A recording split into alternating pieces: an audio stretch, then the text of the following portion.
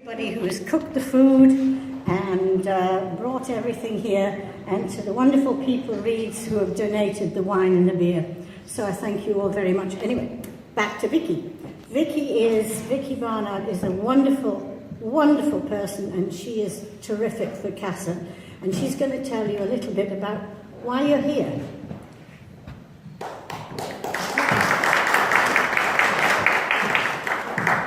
Hello.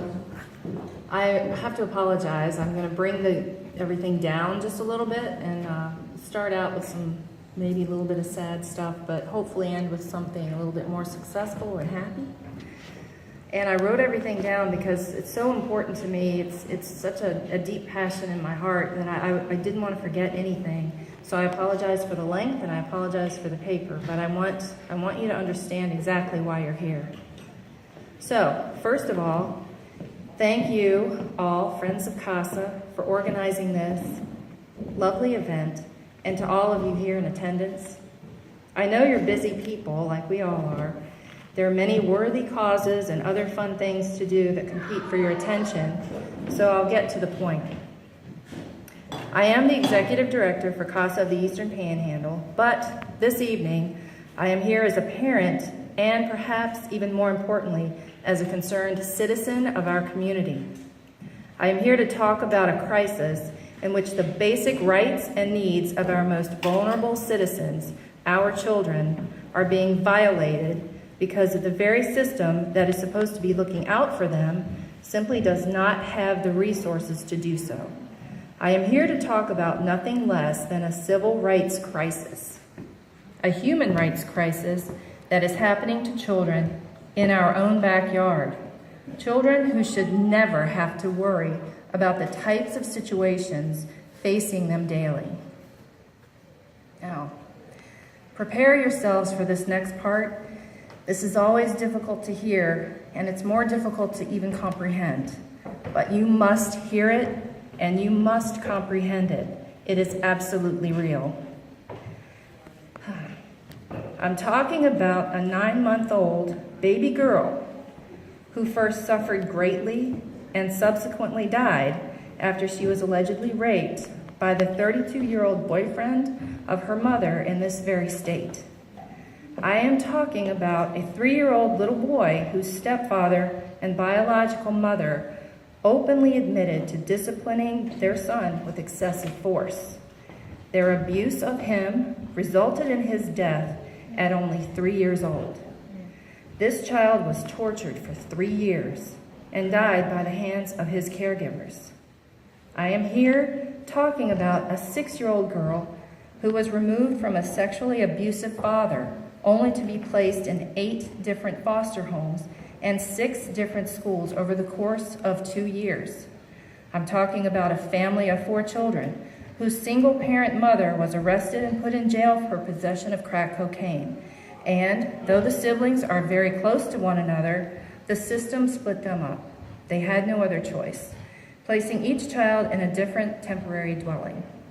I'm talking about a young teenage boy who slept on a cot in the hallway of a group home until he turned 18, when suddenly all of his worldly possessions were just handed over to him in a garbage bag as he was officially labeled aged out of the system. These are not isolated stories. These are everyday stories in the foster care and family court system all across our country, across our state, and right here in our own backyard. I am here to stand up for these children. I am here to stand up for and to bring to your attention the 1,694 children in our own backyard who have suffered needlessly to the point of being removed from their homes and placed in out-of-home care. I am standing up, speaking out for their rights, for their right to be safe, for their right to be loved, for their right to have friends, and for their right to thrive. I stand and speak for the 54% of children referred to our program, the 914 abused and neglected children in our own backyard who did not have access to a CASA volunteer. I beseech you to help us fight on behalf of each child until every one of them has a CASA volunteer to protect their rights. until every one of them has a CASA volunteer to ensure that they are in a safe and loving home where they can thrive. This isn't a distant wish or pie-in-the-sky dream. It's an achievable goal. It only requires 4 things of us: that our court system understand the value a CASA volunteer can bring and supports the appointment of a CASA volunteer in all child abuse cases. We can mark that off because that's already done. We're very respected and appreciated in the courts, which we're very thankful for. We also need to more than double our base of volunteers to meet the desperate need of our community. We need to increase our base of sustainable funding to at least $200,000 annually so that we can assure every volunteer is trained to the best of our ability.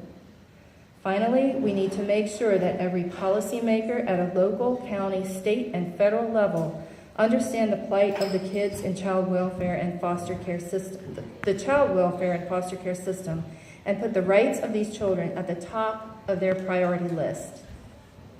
I know these are tough times for everyone. There are financial limitations and all manners of pressures on our time and energy. But economic hardship is not supposed to define who we are. It is supposed to test who we are. Right now, we're failing that test when it comes to the rights and needs of our children in the foster care and welfare systems. So I'm asking you now to join me in the fight. Yes, I am asking you to help through sustainable funding. Give whatever financial support you can, but please consider all children in the present and in the future when you write out that check.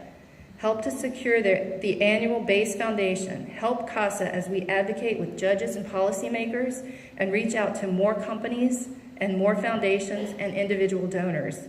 Introduce us to others who might be able to help sustain that base foundation of $200,000.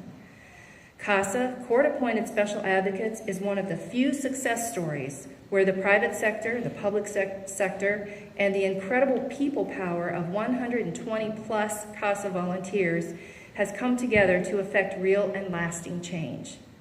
It is one of those few success stories where one person can make all the difference.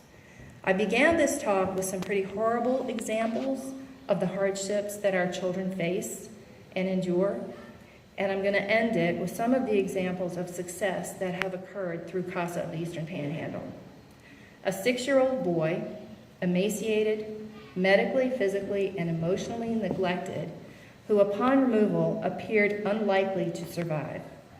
CASA intervened, wading through mountains of medical records, linking communication amongst various medical providers to ensure the child received updated and very specific medical care, while fostering communication between the placement providers and the Child Protective Services. We are happy to report that this child is flourishing for the very first time in his young life and has finally been able to be enrolled in public schools. A 14-year-old girl removed from her home at age 6, assigned to CASA at age 7, has remained in residential treatment, moved from placement to placement, dealing with challenging behavioral concerns and the inability to be placed in a foster setting. Her CASA, however, has remained by her side and with her case throughout the years, ensuring continuity, and recently saw her successfully enrolled in public school for the very first time since entering the court system. A 16-year-old suicidal young man removed from a domestic abuse and caregivers with substance abuse issues was placed in a home, hopeful to be a forever home. CASA continued to participate with this case, which promptly saw the forever home fall through, which occasionally does, leaving the child in residential treatment, and with CASA as his only form of continuity. In the absence of terminated caregivers, CASA continues to advocate for the small things like lost belongings, clothing vouchers, and other comfort items he may need while in care, while simultaneously helping to prepare the child with the basic life skills which he will soon need as he ages out of residential care. Further, a 17-year-old and her CASA, through obtaining medical and educational records, were able to quickly recommend a plan for individual therapy, which included the child's guidance counselor. Quickly obtaining medical records and placing a focus on educational assessments, CASA was able to facilitate an updated school management plan to help her catch up and become eligible and interested in higher education. Additionally, the life skills which are so important to teenagers are being addressed to help prepare her for a more successful transition to adulthood once she ages out of the system. I am a CASA activist. Like you, I am just one person. Like you, I care deeply about the rights and needs of abused and neglected children. I am asking you to donate considerably and consistently until every child in need in Berkeley, Jefferson, and Morgan County has a CASA volunteer to look out for their needs. The children are waiting for us, and they're waiting for you. And thank you so much for your time. Appreciate it.